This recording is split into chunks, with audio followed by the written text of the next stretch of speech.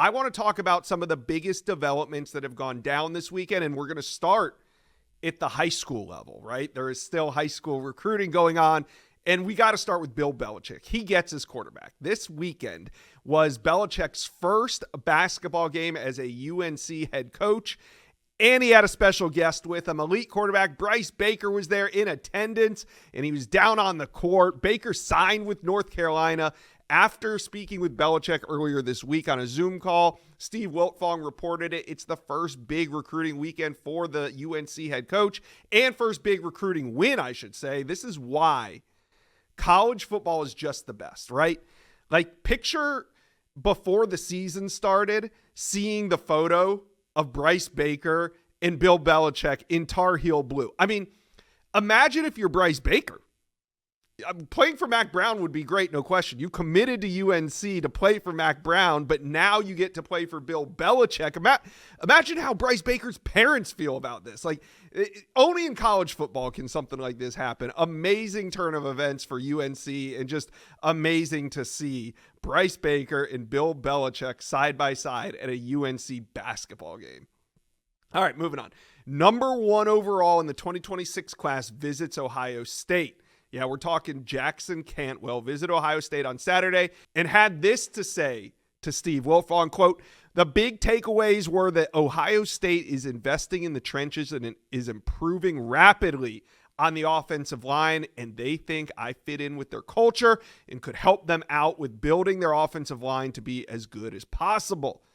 Hey, sounds good for Cantwell. He also is visiting Michigan today on Sunday. He'll be at Michigan. So Alabama, Georgia, LSU, Miami, Missouri, Nebraska, all heavily involved, but now Ohio State and Michigan as well. So no word on a decision, but honestly, I feel like the next 2 to 3 months is going to be very important for Jackson Cantwell.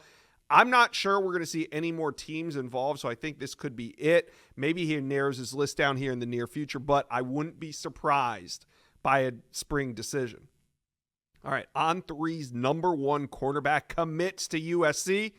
RJ Sermons chose the Trojans over Oregon, Alabama, Georgia, Notre Dame. His reason for committing, quote, "to have the chance to thrive in your hometown is amazing." And that's what USC's really been selling. You know, they want to lock down the state of California, and this was a huge step in that direction. Sermons is a Trojan legacy recruit. His father played running back at USC from 94 to 97. So this is a big pickup. I thought maybe Oregon was going to be able to swipe him out of the state, but this recruitment had been trending in USC's direction the past few weeks. All right, Georgia. Let's talk a little dogs. Georgia lands the top JUCO defensive lineman. JUCO defensive lineman Seven Cloud was on campus this weekend in Athens, and he committed. 6'4", 300 pounds. And maybe Georgia fans are like, man, this name sounds familiar. Well, it should, because on January 7th, 2021, a much younger Cloud committed to the Georgia Bulldogs. Now, that was almost 4 years ago. A winding road that sent him through the JUCO ranks has him back on the commit list for the Dogs once again, and he's ready to contribute immediately. Good things come to those who wait. I believe he's going to have 2 years of eligibility once he's on campus. All right, so those were some of the big developments from the transfer portal recruitments, the high school level, and JUCO. So now let's talk some major portal developments. And there were so many. There's just no way I can have them all on one list, but here's some things that stood out to me from the weekend. USC wide receiver Deuce Robinson visits Arizona State. This is interesting. It sounds like Deuce could take 3 or 4 more visits, or can Kenny Dillingham lock him down? He's got that program buzzing right now. Deuce Robinson's originally from the state of Arizona, signed with USC, played there the last 2 years, but Arizona State, they're on a roll. So keep an eye on that one. Alabama running back Justice Haynes hit the portal. The number 2 running back. He was a big-time recruit coming out of the state of Georgia, commits to Alabama, but now is in the portal. Bit of a surprise to me, at least. Ole Miss, they hosted the number 1 portal prospect, wide receiver Eric Singleton. He was on campus. Talked to Zach Berry about him. That will be in this show, but it sounds like Ole Miss in a really good spot. Of course, Lane Kiffin always hot in the portal.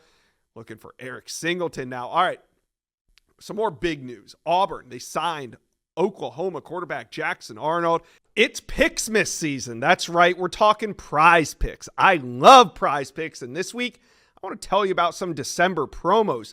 How about 1,000x payouts? The game just changed with your lineups at PrizePicks. You now have the ability to win up to 1,000 times your money, the highest payout level ever offered at PrizePicks, and that's available now. Also, 5 and 6 pick power plays. You already know the 2, 3, and 4 pick power plays, but let us introduce you to the next level. Now you can craft power plays with up to 6 player projections involved live on the board. It's now, so go take advantage of that. And really, all of December means promos. It's the season of giving, and we only know one way to celebrate that here at PrizePicks. Picksmas. So follow along with us the holiday season for free picks, discounts, free lineups, and more coming at you all month long. So we got the playoffs coming up for college football. NFL football is booming. It's a great time to up your PrizePicks game. Here's what we're going to do. Go to prizepicks.com/inside scoop. Use promo code inside scoop, and I'm going to give you a deal. You bet $5 in lineups, you're guaranteed $50. What that means is you play $5. Whether you win or lose that bet, you're going to have a guaranteed $50 in your account.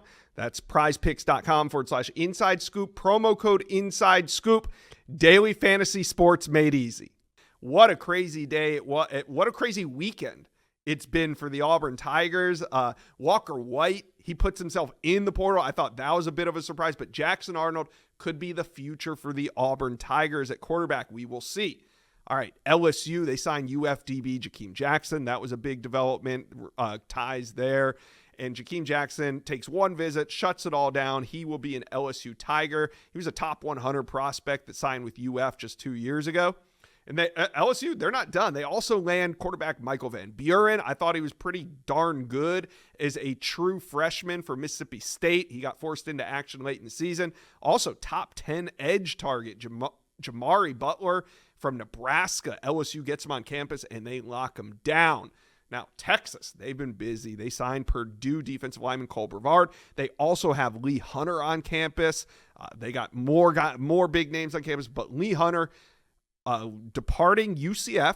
He originally signed with Auburn, transferred to UCF, but he is a plug-and-play player on that defensive line. Wouldn't be surprised if Texas gets him.